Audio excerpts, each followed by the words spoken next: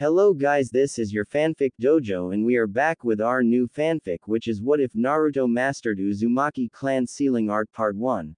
And if you enjoy this fanfic, then please press the like button and please subscribe to the channel. It motivates me to upload more fanfic like these for you all. Now let's start the fanfiction.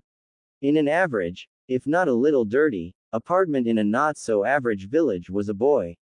This boy was not a boy in same sense as other boys. This boy was a shinobi of Konohagakure, yet not only that, he was what was known as a Jinchuriki, a human sacrifice. On the 10th of October 13 years ago, this boy was used as a container to hold the rampaging tailed beast known as the Kyuubi. This boy was known as Naruto Uzumaki. He was the resident troublemaker in village until recently, when a kid known as Konohamaru Sarutobi took up his mantle as prankster. Now he was, for all intents and purposes, a shinobi that had fought a chunin and mastered an A-rank kinjutsu before he had made the rank of genin, fought alongside his team against a group of rogue shinobi led by the infamous Zabuza Momochi, and had recently made it to the finals of the chunin exams. Naruto was short for a 13-year-old with spiky blonde hair that was complemented by piercing blue eyes, but what stood out most on his face were 3 whisker marks on both sides of his face. Right at the moment he was wearing a white t-shirt with a red spiral pattern on his back, while he also had on a pair of black shorts. Currently Naruto was busy lying in his bed going over the events that had just occurred. From facing that freak in the forest of death to challenging Neji Hyuga, it all played back in his head. There was one thing, though: he had just been blown off by his sensei, Kakashi Hatake, and was left with a substitute teacher for the 30-day training period for the finals of the chunin exams.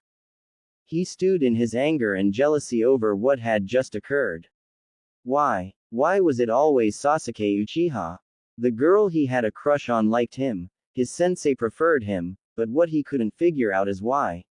He moved from his bed to look out into the night from window to see a vicious thunderstorm brewing. It doesn't matter anyways, he said softly, not realizing that the man Kakashi had asked to teach Naruto was in the dark corner of the room watching him. The man was tall and skinny with sunglasses covering his eyes while a black bandana covered his head. This man was named Ebisu, and this wasn't his first run-in with the boy known as Naruto Uzumaki. Earlier in the year he had met with him when his student, Konohamaru Sarutobi, had been following the older boy and pestering Naruto to teach him his special, Hokage killer. Ebisu was in the opinion that Naruto was a demon child. Like most of the other adults in Konoha, that was all he saw until Konohamaru began to earnestly work hard to become a shinobi. Now he knew why the normally jubilant youth was depressed, but knew it wouldn't last. He started walking towards Naruto with an almost epithetical look covering his face. He still thought he was a brat, but he had seen that look on so many other genin when something like this happened. You know Naruto, one should always be aware of one's surroundings. It is an integral part of our chosen profession. Startled, Naruto turned to see Ebisu, who he had dubbed as the closet perv, right behind him. Oh, it's just you. The melancholic feel coming from the boy was spreading like an infection to Ebisu. I think all I can say to this is tough break, kid. Ebisu went to a chair near his position and sat down. I also think I can get you out that depressed state. He said excitedly, I'll start training you tomorrow morning, but you need to sleep, and before that you need to go pay a visit to your sensei. Naruto grit his teeth. Why? It won't be like he would want to see me. He mumbled out. Ebisu looked at his new trainee with a serious face. I won't train anyone that's feeling this low. Older shinobi practically carried the boy out of his hospital bed and out the window. I'll go with you if that makes things easier on you. Fine. Kakashi sat looking at the gravestone with a haggard look. He was tired from thinking on his decision to teach Sasuke over Naruto. Did I do the right thing, Minato-sensei? He looked down from the gravestone to the ground. He had never wanted to get close to Naruto in the first place, but it had happened. The kid had always reminded him of his dead sensei, but it also reminded him that he had failed. He had failed at saving his sensei, failed at saving Obito, failed at saving Rin. For all the good he had done for Konoha, he had done worse by his dead comrades. Sure, he was depressed about this, but he had a lot to be thankful about. He had his own team to take care of now. Kakashi thought about the eerie parallels between himself and Sasuke and Obito with Naruto, hot-headed with aspirations of becoming Hokage. Life is strang, isn't it, Obito? Who's Obito? Kakashi didn't even turn when he heard the voice of Naruto, but beckoned him to his side with a wave of his hand. Just a friend from my past, Naruto. Kakashi smiled under his mask before turning back to the stone. He died a long time ago, but he was a lot like you. Naruto twisted his face before uttering, "You are one shitty sensei." Kakashi chuckled at this. Of course I am. We all can't be good, you know. He looked off towards the left to see a certain special Jonin standing there looking on at the two. Already picked up the sensei I sent to you. Yay. The Uzumaki child paused for brief moment of silence. Why did you choose Sasuke? Do you like him more than me? Kakashi's eyes widened with shock. Had it looked like that to his student? He looked down at the 13-year-old with a neutral face. Well, to tell the truth, I resent all three of you for taking away my precious alone time, but I can't choose one of my cute little genin over another for whom I like the best. He paused to see his student's reaction. There are a few reasons why I'm teaching Sasuke, but the most relevant is that I have my Sharingan eye. Oh, Naruto didn't really get it, but he nodded in compliance. When this whole business is over with, I'll teach you a jutsu, and I think for Sakura, maybe a genjutsu. That last question was mainly for Kakashi himself. How does that sound? Naruto nodded with enthusiasm. All right, sensei. Naruto started running back to Ebisu, but before he could, he turned around and bowed towards the stone. After his student left him, Kakashi bowed his head towards the memorial stone, then slowly walked off as the clouded sky began to release the rain it had been storing throughout the day. In another part of the village, another man was standing atop an enormous toad with a pen and paper in hand. This man was relatively tall man with a larger build than most, along with waist-long snow-white hair that was tied in the back into a ponytail.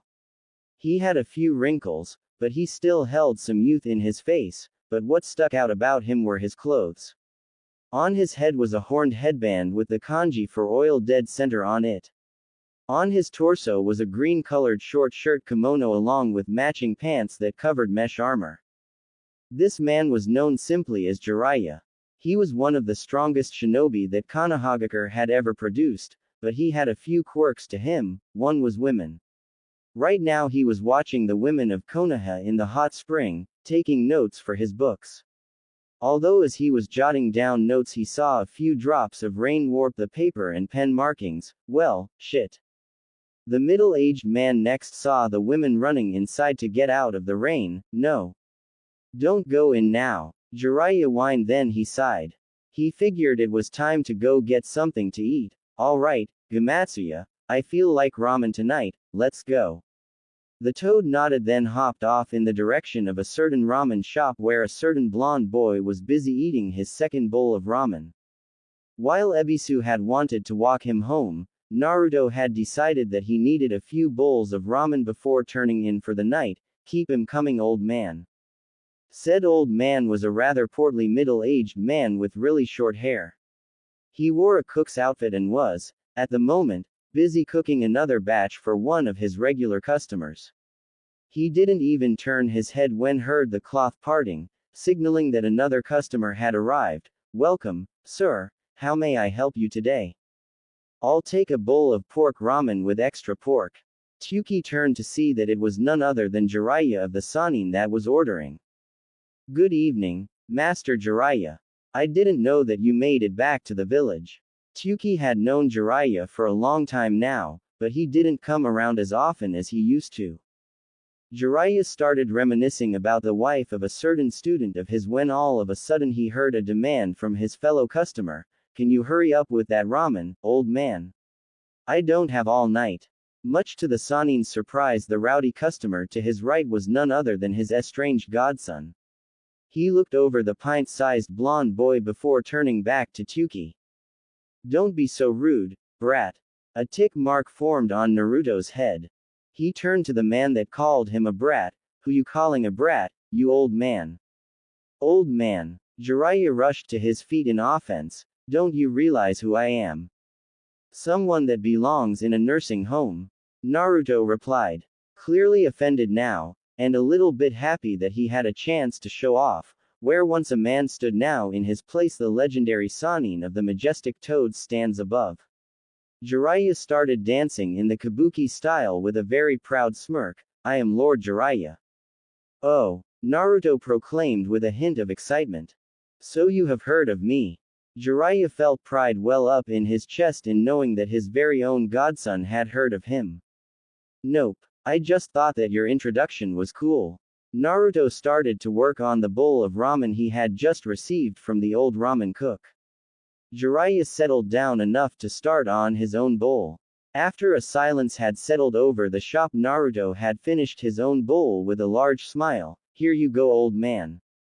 He handed the cook enough ryo to pay for his 2 bowls, then made his way out of the shop and into the rain.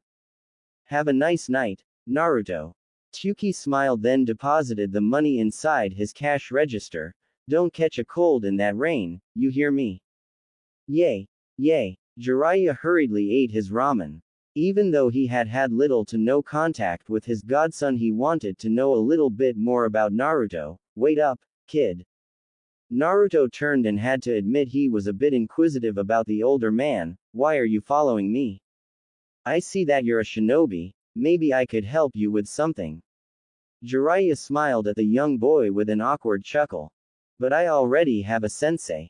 Naruto was now confused why this man was offering, but felt that he had to refuse.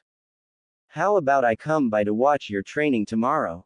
Jiraiya was a little bit excited to see how far Naruto had come since he had last received a report from the Sandaime about his mission to Wave Country. The boy seemed to fish for an answer in his head before finally answering, sure. The boy wasn't one to pass up the chance to show off to anyone new.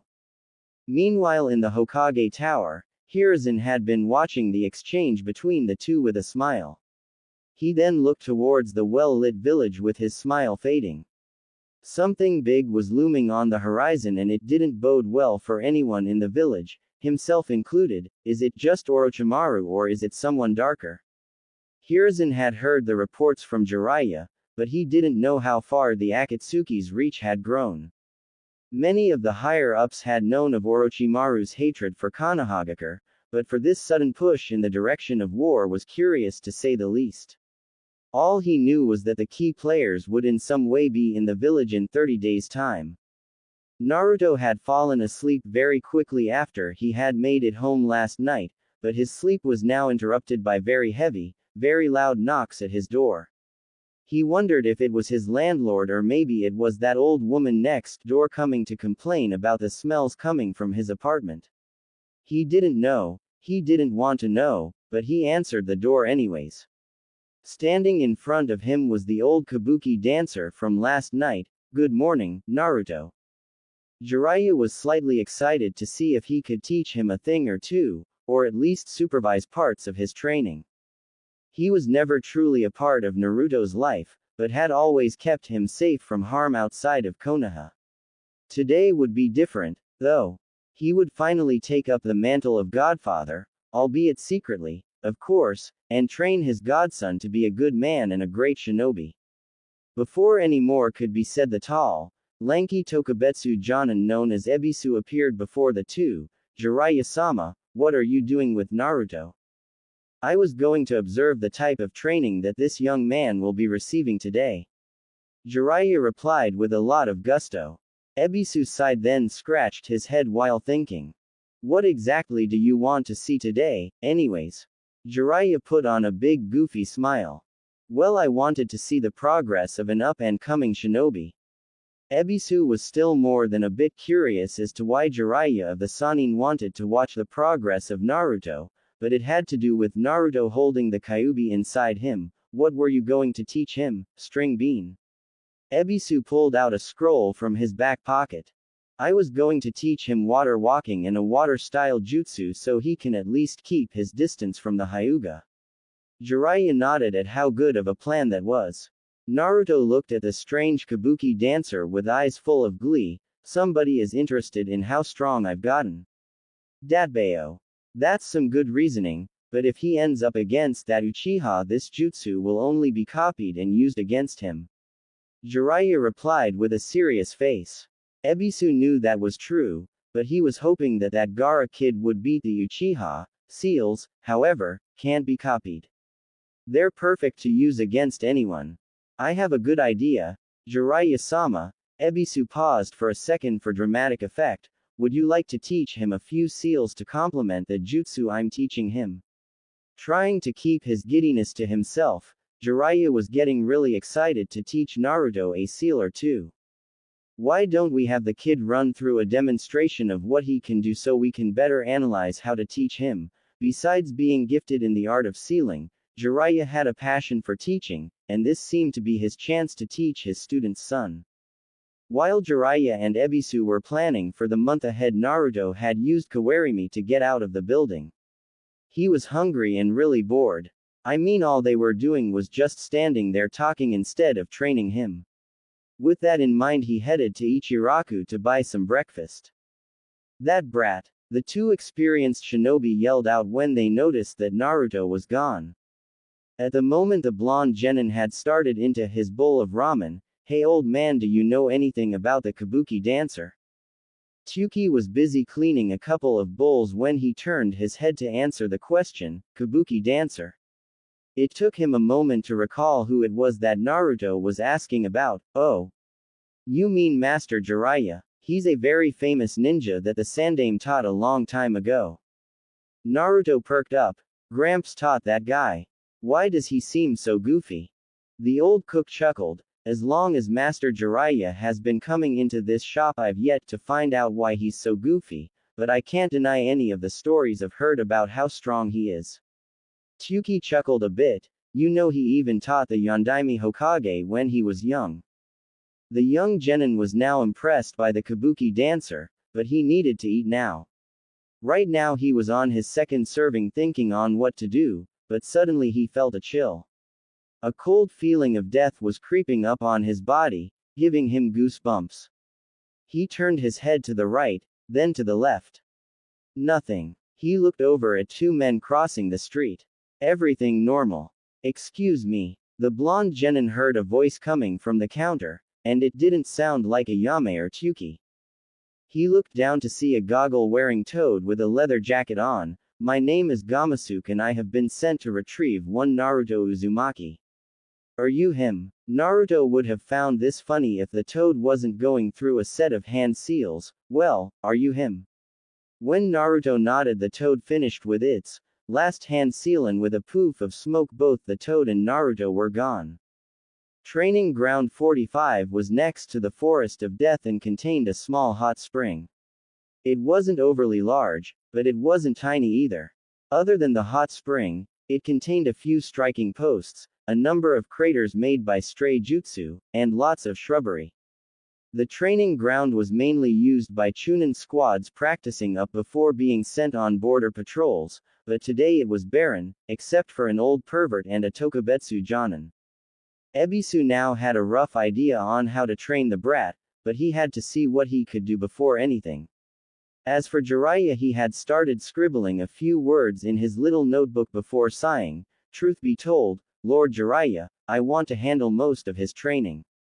Jiraiya chuckled. You can do that, but there are two things I want to teach him before the end of these 30 days.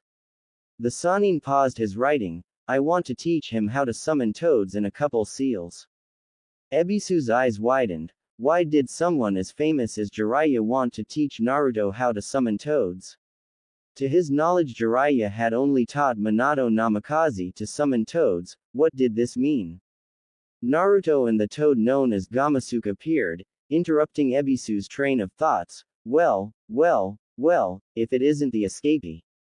Jiraiya chuckled menacingly. You try to run off before we can even get started.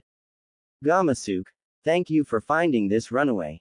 The toad stood up and gave Jiraiya thumbs up. Now if you would mind paying me. I have tadpoles to feed, you know. The toad sage tossed a bag, which looked like it had a bunch of insects inside it. The toad disappeared in a puff of smoke, leaving the three ninja behind. Before we begin, Naruto, I want to spar with you. Ebisu stated as he pushed his glasses up. Let us begin. The Tokubetsu Jonin ran at the genin and threw a quick jab at the boy's stomach, but before the jab could connect he jumped back and drew his kunai. Naruto retaliated by throwing the kunai now at Ebisu. Is that it? No. Using the hand signs, Naruto performed kawarimi and sent his own punch at the Ebisu. To the boy's exasperation, the older ninja had caught his fist. With a heave, Ebisu had thrown Naruto a distance. To steady himself, Naruto held up a hand sign, Shadow Clone Jutsu. Although Naruto tried to use his favorite jutsu, nothing happened. Jiraiya's eyebrow raised, as this shouldn't be a problem for the kid. From the reports he had read, Naruto could literally create an army of shadow clones, but now he couldn't even perform it. Stop. Jiraiya called out, I need to see something really fast. Both the combatants walked towards the Sannin. Alright, Naruto, did anything happen recently? Of course something had happened recently. A lot of stuff happened. Anything weird? Sure, the old man was fishing for something, but he had to find out why Naruto couldn't use his shadow clones. If you want weird, the boy started, I got to fight a giant snake and then this lady that acted like a snake. Ebisu began to realize who Naruto was talking about, but Jiraiya knew right away that the boy had a run-in with Orochimaru. To what end, though, was the question. Can I see your stomach? Why do you want to see my stomach? It was kind of creepy to hear someone ask him this. Are you some kind of pervert? Although the Sannin wanted to reply, this was serious moment. Had his old friend done something to the seal that housed the Kyuubi? If so, then this might get messy, depending on the type of seal. Hopefully it was just a 5-element seal. Just listen to him, Naruto. Ebisu finally replied to the boy, I promise he won't try anything perverted while I'm around. How can I trust you? You're a closet pervert. Naruto shot back. Jiraiya bit his thumb and summoned a very feminine male toad with big red lips. Restrain the boy, Mr. Gamakiri. Oh my, oh my. Gamakiri's tongue shot out and grabbed poor Naruto by his legs. What a cute little brat you have here, Jiraiya. Let me go. Let me go. Let me go. Jiraiya pulled down the boy's shirt, then looked down at him. Ebisu was really curious to see what Jiraiya was on about. Try molding your chakra, brat. The goofy visage of the Sannin was gone and replaced by a serious look. Naruto complied, and on his stomach the seal that held the Kyuubi came into along with a new seal. Damn that Orochimaru. He placed a 5-element seal without even thinking on what could have happened if he had messed up. Clearly this angered the Sannin, but Ebisu passed it off. The Sannin's fingers began glowing as the kanji signs for wood, fire, earth, metal, and water, almost with a burning sight. With a quick movement he jabbed his fingers onto the 5 points of the 5-element seal with some unneeded gusto. Naruto fell limp when he was hit, as all the air in his lungs was expelled at once. Gamakiri let the boy go, then blew a kiss towards him. I think that it's time to go. Unlike you, Jiraiya, I have to catch up on some beauty sleep. Gamakiri left in a puff of smoke, but before he did go he blew a kiss at Naruto. Thoroughly creeped out by the toad, the boy stood up, albeit with the wind still knocked out him, and looked at the two men in front of him. Ebisu had taken the role of an observer, but had taken a keen interest in Jiraiya's own interest in Naruto. Try making a couple shadow clones now. Naruto repeated his earlier attempt, shadow clone jutsu. This time 2 clones popped up. I can make clones again. It made him really happy. Now it's time to start training before it gets too late. The boisterous shinobi exclaimed. But it's only 8 in the morning. The boy replied with an exasperated tone, do I really have to do this? Yes, really. Now get to practicing your water walking. Jiraiya scolded the boy, but on the inside laughed at him. He used the body flicker jutsu to disappear in a puff of smoke. His next objective was the women's side of the hot spring back in Konoha. With Jiraiya gone, the keen observer had made the full-on transition to a respectable teacher. I seem to have been caught up in Master Jiraiya's pace, but no longer. Ebisu said to himself, "Okay, Naruto, you do know how to tree climb, don't you?" Ebisu asked when they got to the hot spring. Naruto just grinned like a maniac. "Of course. Kakashi-sensei taught it to us back on our first C-rank mission." "Good, because you will need what you learned there to learn this." Ebisu just grinned, then set Naruto to the task of learning to water walk, apply the basics of tree climbing to the surface of the water. Naruto tried climbing on top of the water, and for a second he held himself up on the boiling water surface. Yet as soon as a ripple was sent through the water, the boy fell in the water. "Damn it!" Naruto screamed as he felt the sudden heat. "This might be a long day," Naruto's substitute teacher stated. He was right. It had been nearly 6 hours, and the only progress Naruto had made was by a mere 10 seconds. Ebisu wondered how long it might take to actually get this down.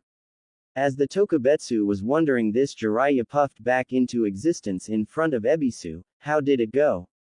Horribly. Naruto fell back into the hot water. Young Naruto has a grasp on tree walking just fine, but this, well, let's just say that this will come slowly to him.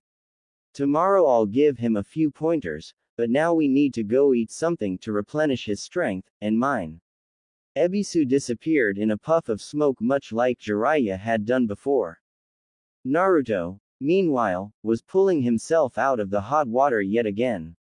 Jiraiya looked at the small boy with a whole lot of glee. He hadn't been this excited since he taught Minato. "Come here, Naruto, it's time to learn something important." I'm coming, Naruto called back while he winced at the pain he felt on his skin. He was sure he had, at least, been partially cooked. "So what are you going to do, kabuki dancer?" Jiraiya growled at the boy. "I'm going to teach you about seals." Jiraiya pulled out a piece of paper and began to draw a simple storage seal. Seals can do anything you can imagine them to do. The only limit is your own mind, Naruto. The air around the two was beginning to change, from the 5-element seal to an explosive tag to a storage seal, and one can fight an entire battle and win with just seals. Jiraiya slowly drew the seal. They can do so much more than that though. He put the seal face down on the ground, then used a hand seal to activate it. Slowly, but surely the ground was swallowed into the piece of paper. When Jiraiya released the seal, all that was left was the piece of paper holding the seal and the small hole where the ground had been. They can hold anything. He hinted towards Naruto's stomach. "What you, Naruto, are going to do is go to the weaponsmith, pick up a bunch of this paper, ink, and a quill. Tell them to put it on my tab. This guy sure is lazy," Naruto exclaimed in his head before running off to the village proper. As soon as Naruto had arrived at the village, he started to walk towards his destination. As the walk continued, he saw someone familiar in the sea of people. Another genin known as Shikamaru Nara was walking with a grimace on his face. His hands were in his pockets and he was grumbling. As Naruto neared him, Shikamaru looked up from the ground to deepen his grimace towards Naruto. "What are you doing, Naruto?" Shikamaru was a lanky preteen with a tired disposition. His hair had the look of a pineapple and he wore mesh armor under a short-sleeved gray jacket with green edges, adorned on both the sleeves and the back with a circle with a line through it. While he looked, acted, and generally tried to be lazy, this kid was a literal genius. Buying paper. Naruto chuckled at the lazy genin. "How about you?" "Hiding from my sensei." The two looked at each other, then Shikamaru asked, "Lunch?" "Sure." The blonde started, "But where are we going to eat?"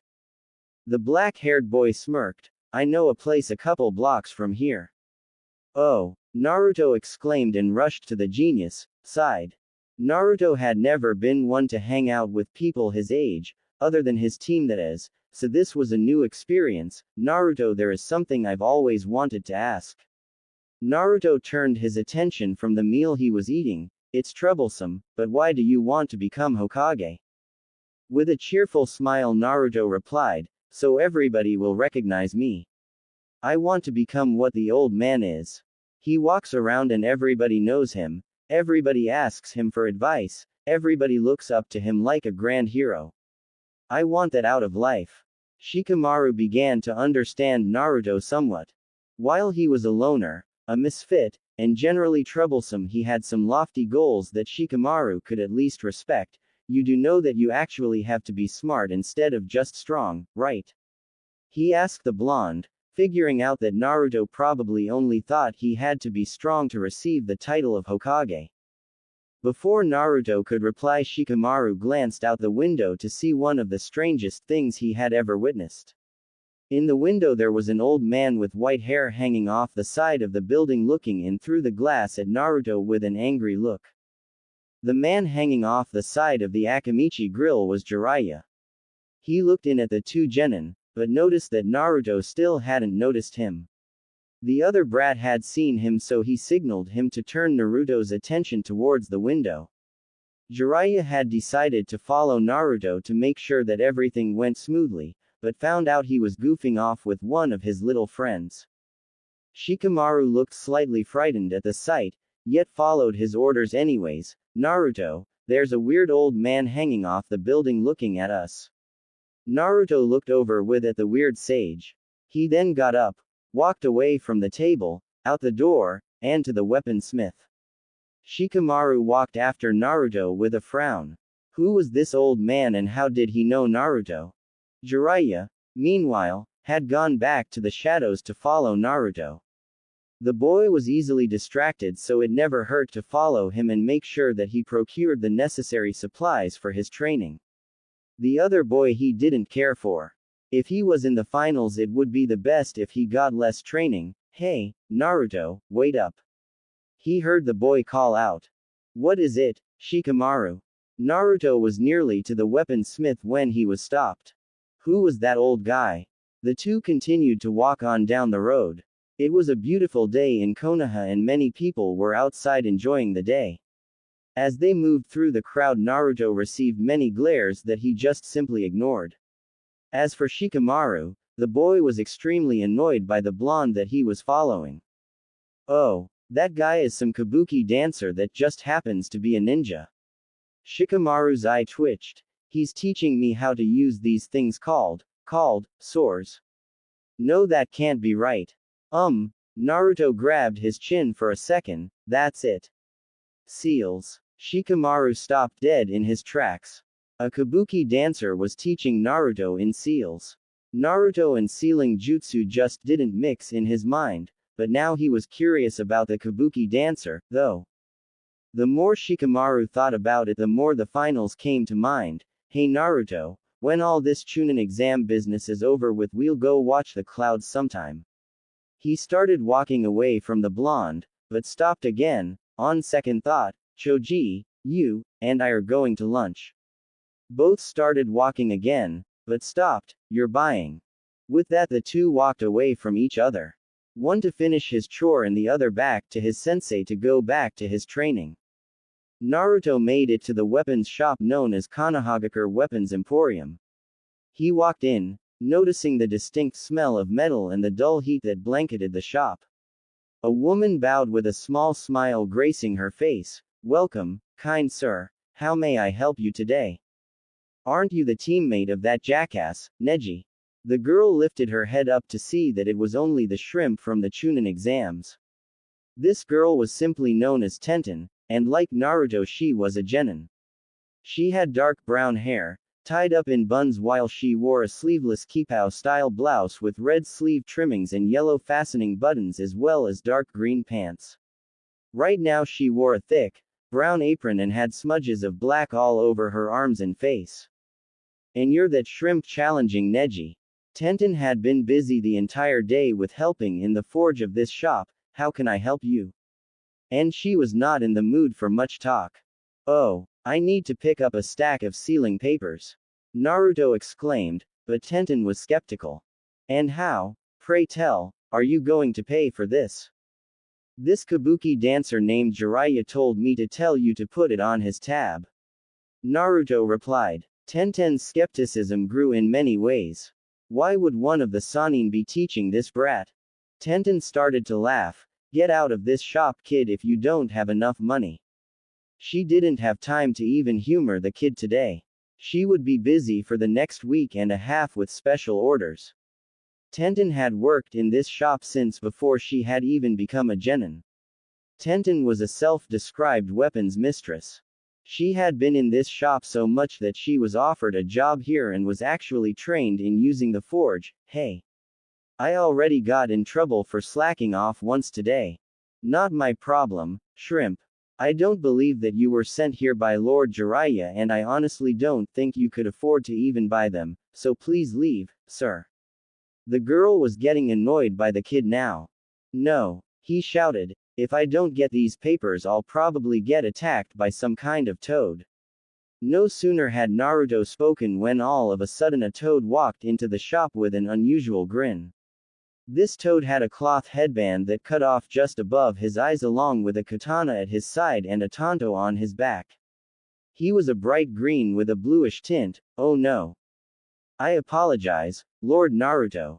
The toad knelt down and held his tanto to his stomach. For Lord Jiraiya's forgetfulness of sending his seal with you to prove you were on an errand, I will now commit seppuku. Why were all the toads so strange, was the question Naruto wanted to ask, but decided against. Seppuku, are you going to kill yourself over what that old kabuki dancer forgot? Naruto scrambled to the toad and grabbed the sword before he could kill himself. Don't kill yourself. The toad was now on his knees inspecting the two genin. My name is Gamameyo, and I hail from Mount Myoboku. I serve under the Honorable Lord Gamahiro and Lord Jiraiya. This spectacle seemed so unreal to Tenten. Here she was having a normal day when a shrimp, who had made it to the finals of the Chunin exams by pure luck, popped in and told her that he was running an errand for the toad sage Jiraiya, one of the Sannin. Then this walks in and says it's true. She scratched her head in irritation. Fine. Just take the damn papers and leave. I don't think I can handle any more of this weirdness. Fine, but you don't need to be so crabby about it. Naruto stuck out his tongue as he received a scroll full, but only after receiving a knock to the head for the last comment. The toad known as Gamameyo left in much the same fashion as the toads Naruto had seen earlier, leaving him to contemplate if the old man named Jiraiya was actually important. To have taught the Yondaime Hokage, the freaking yellow flash of Konohagakure, was so surreal and so unrealistic that it seemed like a story. At least that's what Naruto told himself. Maybe Tsuki had been breathing in ramen fumes for too long, but what if this was all true? That girl sure acted like it shouldn't have been possible for this Jiraiya to tutor someone. Well, it didn't matter too much right now. He wanted to hurry before another toad popped up. He sped past many of the villagers in a rush to get back to the spot he had been training at earlier. After a few minutes, the genin had arrived with the man known as Jiraiya jotting down notes of some kind. Took you long enough, kid. Shut up, Naruto retorted. Naruto and Jiraiya were back in the same spots as before, but now they had supplies that would last the two of them for at least 2 months. Now that all the distractions are out of the way, we can finally begin. Jiraiya got into his serious mode again. The basis of a seal is simply the one that creates them. If you make a single mistake, your storage seal will end up blowing up in your face.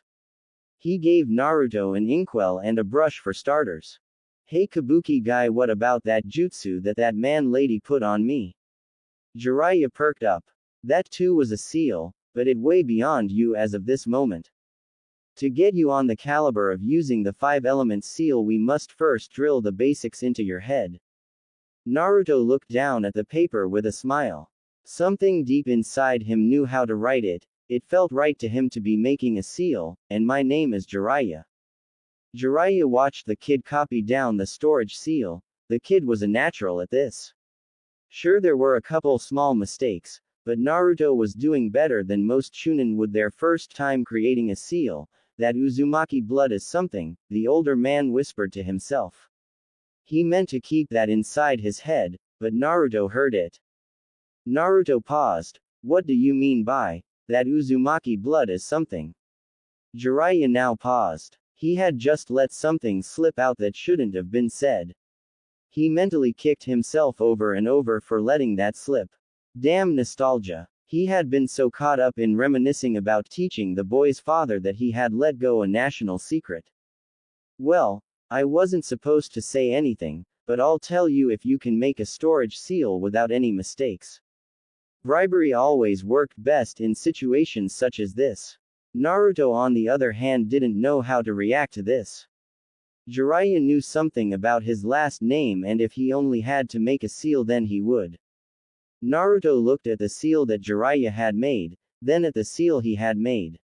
He didn't see any mistakes until he noticed that he had made a character slightly wider than what Jiraiya had written. He brought up another piece of paper then tried again. This time his character was taller than the one Jiraiya had made. After nearly 4 hours he had finally gotten it right. Can you tell me what you meant then? Fine, fine. Jiraiya chuckled. This was going to be a long conversation to have, but it was best that he heard it from him instead of some random nobody that knew of the Uzumaki clan. The only exception that he felt for someone other than himself for Naruto to be told by would probably be either the Hokage or even Kakashi. I guess this should be a campfire story. Naruto took the hint and went through the steps to make a campfire. It didn't take too long, but the boy was getting impatient. He sat down opposite Jiraiya and waited in silence. To be honest, this conversation should be held when you make Chunin, but I might as well tell you now. The stars began to show themselves with a crescent moon looming over the horizon while Jiraiya smiled sadly. This is a story from long ago. It was back when old man Sarutobi still had some brown in hair, if you can believe that. Back then we were at peace, but it was an uneasy one. In a land, not too far away from the land of fire, there rested an island surrounded by massive whirlpools. This land, Naruto, was the homeland of your ancestors, the Uzumaki clan. Naruto looked in awe. I only saw it once, but let me tell you something, it was gorgeous. Beautiful land and with it beautiful women galore. Jiraiya chuckled perversely. Naruto looked at the kabuki dancer with narrowed eyes. He knew that he needed to reevaluate what Jiraiya was. Anyways, this land, Uzushiogakure, and its people, the Uzumaki clan, were a minor village at the time, but you can be sure they were on their way to the top. You see, they had a talent that many didn't have, a talent in the sealing arts that was unrivaled by any other village, including this one. Naruto was so completely mesmerized that he had completely forgotten Jiraiya perving out, but they weren't just a one-trick pony, though. They also could take on any shinobi or kunoichi with their water-style jutsu. Back during the Second Shinobi World War I, heard that they took on an army of Kumogakure's finest lightning-style users and sent them back with their tails between their legs. Naruto had never heard of them before, so he asked, what happened to them? Jiraiya's face softened. Well, since they were so powerful, they were set to be the 6th major village in this world. The other minor villages were jealous of that, so they created an alliance to crush Uzushio.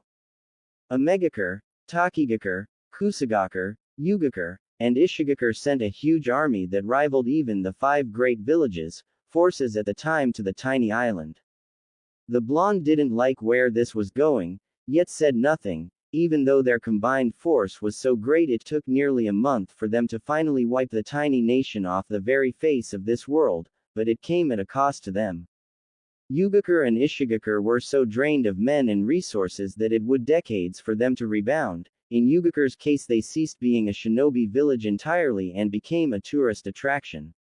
Takigakure and Kusagakure tried to war against Konoha, but it didn't last. They were both beaten and became allies more or less. As for Omegakure, they lasted a little while longer than most, but fell into obscurity soon enough. The remnants of your clan were scattered by the time Konoha sent out teams to find the survivors. One such survivor came to our village, and damn was she a beauty. She also had a mean right hook. Jiraiya rubbed his stomach as he remembered the time he had tried peeping on her. She had a fiery temper and I guess that was attracted that guy. Jiraiya was so caught up in talking that he lost himself.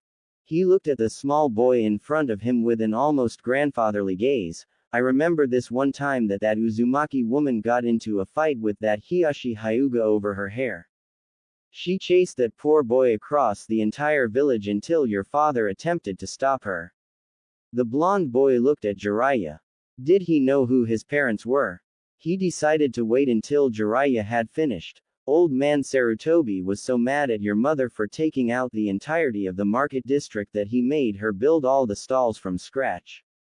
Your dad helped her, but she, being too proud, kicked him away telling him, "Get out of here you blonde-haired bastard. I don't need help from some scrawny string bean, dadbane." After that your dad kept trying until Jiraiya had said too much. He had just realized that when he looked at the boy in front of him. He was no longer a genin at that moment, but an orphan again. He had remembered all the times that he had dreamed of having a family or when bullies always reminded him of not having a family. He held back his tears, or tried to at least. Jiraiya put his hand on Naruto's shoulder trying to comfort him. He knew he had gone too far, but he would deal with this when he went and talked to the old man. Are there any Uzumaki left? There could be. I did hear about some somewhere, but I never did hear a lot. Naruto felt more pain. Was he the last Uzumaki left alive? If so, would the Uzumaki end with him?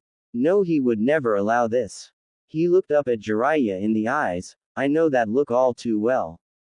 How about his? I'll reach out to some of my contacts around the world to see if there are any.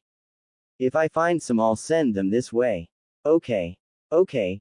The rest of the day was spent in silence as Naruto and Jiraiya stared at the campfire. Jiraiya looked towards the stars wondering what Minato would think of this scene. Sure, he had been made the kid's godfather, but look at how that had turned out. Do you know my parents? The older man's eyes narrowed. Yes, but I can't tell you until you're ready, kid. Naruto felt that it wasn't fair. Why did he not get to know about his parents? The air around the fire had become somewhat depressing. Did they actually love me? It struck Jiraiya right at his core since he too once questioned if his parents loved him. Kid, if I've ever been sure of something, this would be it. A gentle smile graced the older man's lips. Your parents gave their very lives in order to protect you from death. Jiraiya got up from his spot to ruffle the boy's hair. I may not be able to tell you much about them, but I can tell you that they did love you, with every fiber of their being. But why can't you tell me about them? Naruto felt happy and confused at the same time. It didn't sit right with him at all. All I can say is that a long time ago there was a mess that will get messier if a few people found out about who your parents are, and leave it at that. It also didn't sit well with Jiraiya, but what could he do? He was under direct orders from the Hokage. You better run along now, before it gets too late.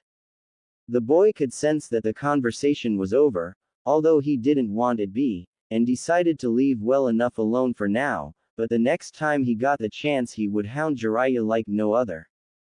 The older shinobi, on the other hand, thought he would check up on his sensei and see what the word around the village was. Truthfully, he was hoping that he wouldn't be receiving an ass chewing as he hopped from rooftop to rooftop. I know sensei will be pissed off for what I've said tonight. He thought to himself as he climbed through the open window at the Hokage tower. Sarutobi looked silently at his old student. Jiraiya looked like a little kid that got caught with his hand in the cookie jar. To be honest, I like how you left out how you were beaten by those beauties after they caught you peeping. Jiraiya chuckled, but was soon silenced by the massive amount of killing intent. Do you have any idea of what you nearly did, Jiraiya? The Toad Sanin's mouth went dry for a moment. This wasn't the first time he had felt this massive of a killing intent, and it probably wouldn't be the last, but still, when the god of shinobi yelled at you, you coward, I was doing my duty as godfather. No. You nearly let slip the second most well-guarded secret that Konohagakure has ever had. To say Hiruzen Sarutobi was furious would be an understatement. Do you even realize that if Naruto, Who I regard as my own grandson, let slip that his parents were some of Konoha's greatest shinobi, that there would be a shitstorm so great that it would more than likely start the Fourth Shinobi World War. The Sandaime rubbed his temples with a groan. I'm sorry Jiraiya, it's just. Yay. I know old man, but after I told him about the Uzumaki you should have seen him. Jiraiya perked up. I think I'll take him on as an apprentice after the finals are over. Sarutobi got serious again. Orochimaru's invasion was more than likely to be set for that day. He looked at the smiling Jiraiya with a heavy heart. Jiraiya, are you ready for your old teammate's attack? You know that I'm always ready to defend Konoha. Jiraiya smirked half-heartedly. He hated war to its very core, but when it came to defending his village nothing would stand in his way. I'll be calling a war council tomorrow, be there. The Hokage ordered his student. The month had come and gone as fast as it could, with days becoming hotter. The shinobi and kunoichi who had made it to the finals now made their way to the stadium perched high above the village on top the Hokage monument. For Naruto it was a very productive month. It had been spent wisely, with Naruto finally getting down water walking after a few days. He and Ebisu had moved on to learning the water style, gunshot jutsu, which took a week. As for his time spent with Jiraiya, well, that went a little smoother. He had perfected his storage seals and had learned how to make explosive tags and learned how to do AC rank chakra block seal.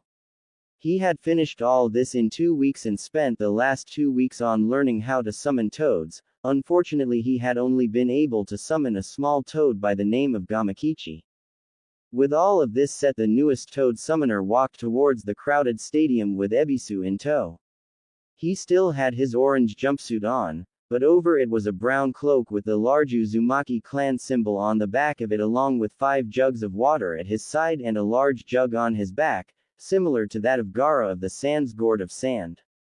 Naruto had learned that until he had more control on his chakra he would have used outside sources of water to be able to use his new jutsu. He was now ready to fight Neji Hyuga. With each step Naruto took, another person turned their attention towards him.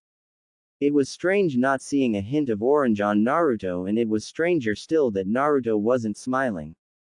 It had been the same since Jiraiya had let slip that he knew his parents and about his clan.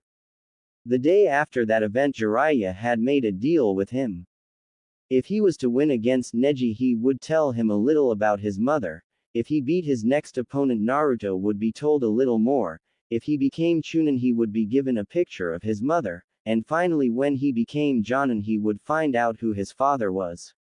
It was a horrible tactic that Jiraiya was using, but if it meant Naruto getting as strong as possible and becoming a shinobi of great renown, then so be it. He would need to strong to fend off his father's enemies. Naruto was still making his way into the stadium, thinking on the deal he had made with Jiraiya. He was wrapped up in thinking that he failed to notice that standing near him was a cherry-haired girl, Naruto. This certain cherry-haired girl was named Sakura Haruno, and she was a part of Naruto's team, Team 7, along with Sasuke Uchiha and their Jonin sensei, Kakashi. Naruto looked over when he heard his name with a fake smile adorning his face. Oh, hey, Sakura. Naruto had had a crush on her since they had both been 10, but Sakura always liked Sasuke. It weighed heavily on Naruto's heart, but he didn't dwell on it for too long. Where have you been? She smiled at the blonde boy while he responded with a smirk of his own. Training. He nearly shouted, I'm definitely making Chunin today. He was about to take off again, but was stopped by one question he didn't want to hear coming from the cherry-haired girl. Have you seen Sasuke at all? Naruto stopped in his tracks with a frown that Sakura couldn't see. He slowly began stepping forward again without as much as a word. Sakura, meanwhile, was more worried now about Sasuke. Out on the floor Neji Hyuga was off away from the other Chunin hopefuls, trying in vain to settle down. Fate had decreed that he would make Chunin today, along with silencing that fool Uzumaki. The very thought of Uzumaki trying to defy fate made him cringe. He would wipe the smug smirk off his face, then make sure that he would never be able to even use an iota of chakra again after his match was over. Neji was a bit taller than Naruto with long brown hair tied in a ponytail in the back. He wore a short-sleeved tan jacket which led down to a pair of black shorts with bandages wrapped around in 2 spots on his right leg. His right arm and leg were covered with bandages while his left remained uncovered. When he saw Naruto entering the stadium with that ridiculously sized gourd on his back, he nearly chuckled. Had this fool hoped to fight him with mere tricks? The Hyuga clan had never been big on using ninjutsu since the clan's taijutsu was their major asset.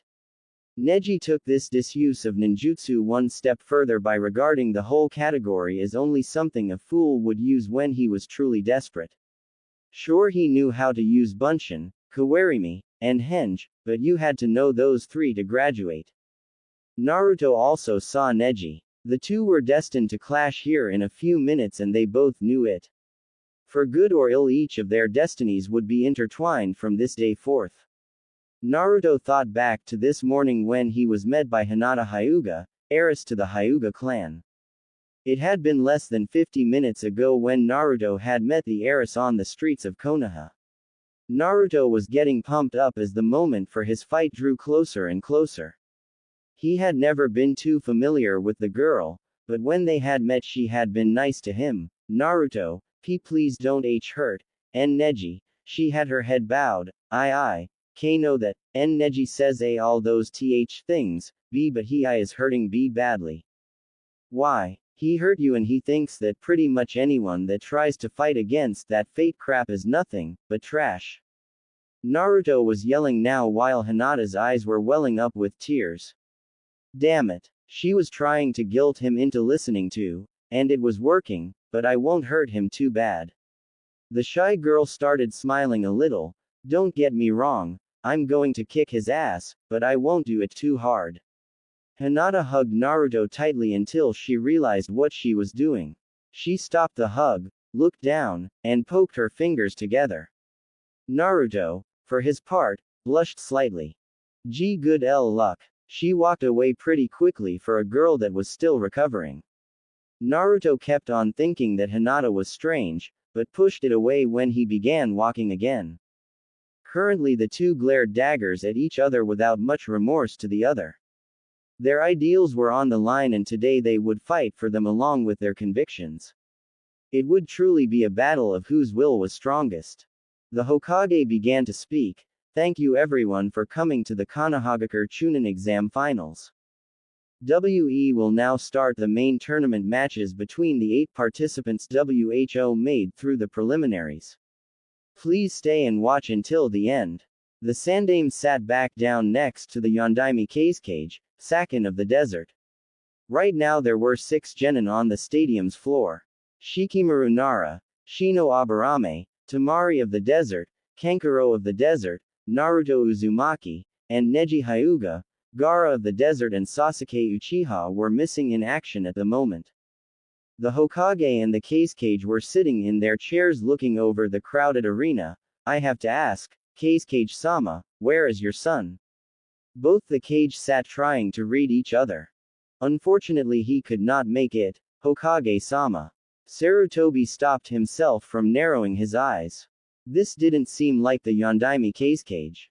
Anything that had to do with Gaara of the Sand, the cage would simply grunt or he would grimace, not say unfortunately, I left my son to protect Sunagakure while I was here in Konohagakure. Next to the cage were 4 masked individuals that were identified as the cage's bodyguards, while on the opposite side of the booth Sarutobi was with 3 of his own jonin, Genma Shiranui, Rado Namiyashi, and Iwashi Tatami.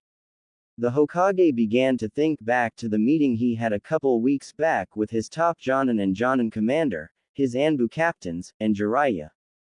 The room was full of tension as the Hokage sat down in front of his military staff. They hadn't been called since the Uchiha massacre years before. I'm sure many of you are wondering why I have called you here.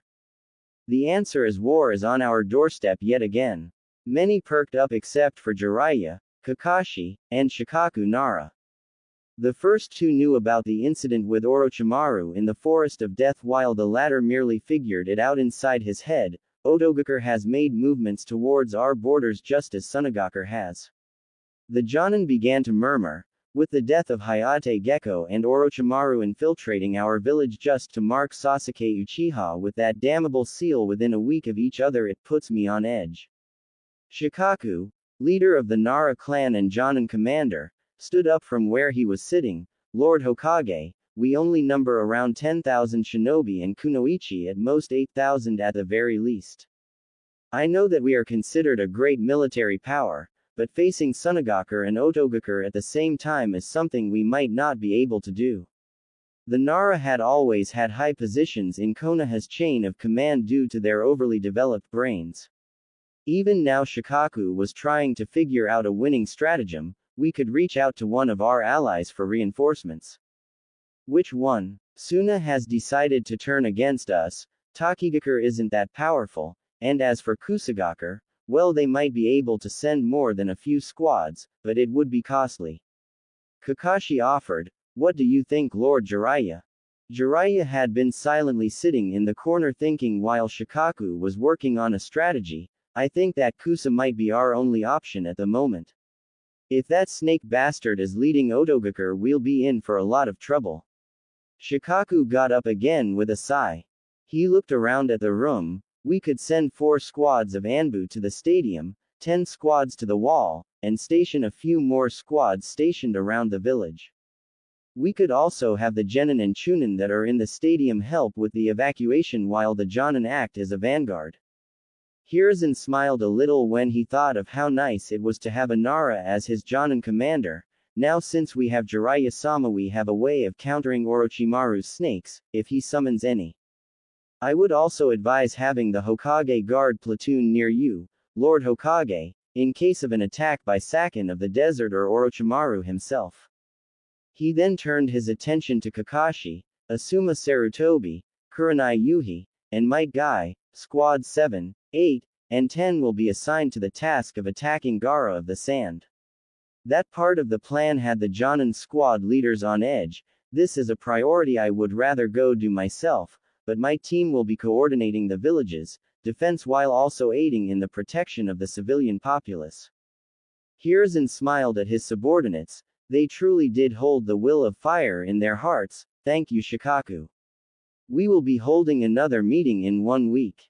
Asuma, I want you to take Kiba Inuzuka, Ino Yamanaka, and Choji Akamichi to deliver a letter to the leader of Kuso requesting military aid. Asuma bowed to his father slightly then left. With the room clearing out, Jiraiya tried slinking away out with the crowd until he felt a hand on his shoulder. What is it, old man? Who would you pick as the Godime Hokage of Konohagakure?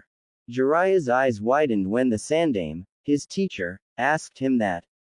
What do you mean, Sarutobi-sensei? The old Hokage gave his student a gentle smile while said student knew what he meant. There was a comfortable silence growing. There are 5 candidates for Godime: Tsunade, Kakashi, Danzo, and myself. Danzo is definitely off the list, though. As for Kakashi, he's too wrapped up in the past, and I refuse to do it. Sarutobi looked away from his student. Tsunade is a possibility, if we can get her out of her funk, and as for the last candidate, and well, he's strong. Strong enough to make the other nations from attacking us out of fear, yet. Yet what? Sarutobi knew perfectly well who Jiraiya was talking about. He loves this village as much as I. He will be a perfect candidate. We just have to work out the kinks. You would have to come up with an explanation on why he did what he. Jiraiya just looked on at the man that the world called the professor. The old codger was already working on a few machinations in his head, but Jiraiya wondered what the repercussions of bringing that man back into Konoha's fold.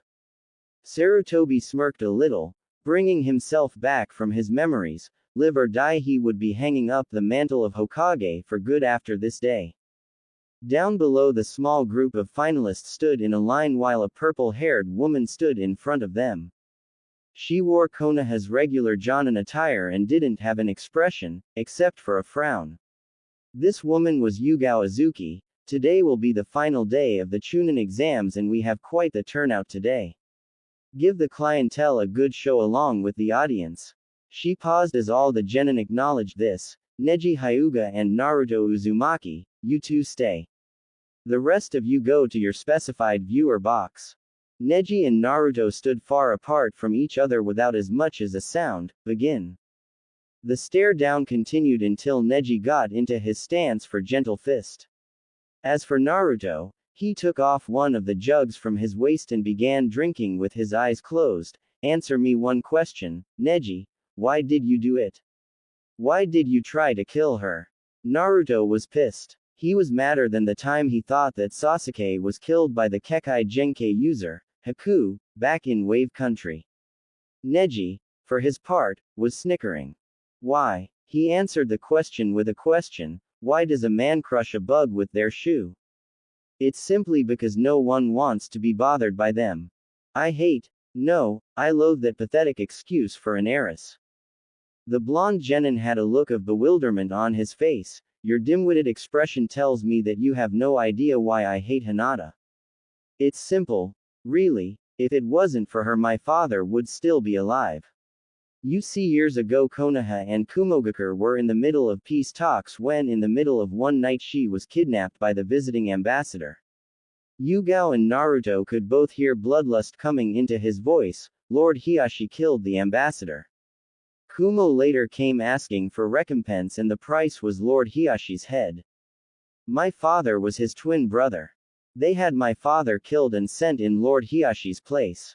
He nearly screamed. So much hate and venom filled the young Hyuga's voice that it sent chills down the spine of some in the audience, but what can you expect from the main branch of the Hyuga clan? We, who belong to the branch family, are treated as dirt while they are treated as lords, all because of one evil seal. Naruto looked over at Neji with